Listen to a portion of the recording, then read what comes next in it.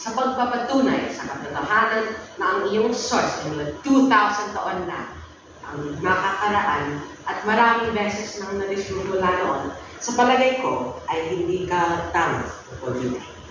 Totoo ang gravity, kaya naman nahuhulog ka kapag tumalon ka.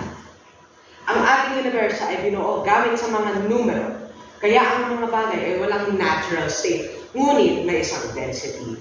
Hinihila ng gravity ang mga bagay na mas mataas ang densidad labas sa hangin at tubig kung kinakailangan.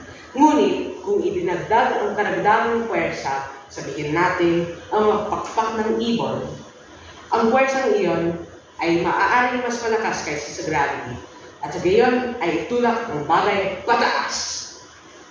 Tungkol sa iyong paghahabol sa flat earth, gumana ang mga eksperimento dahil sa atmospheric refraction, nagpapalabas sa lupa na mas patag kaysa sa aktwal.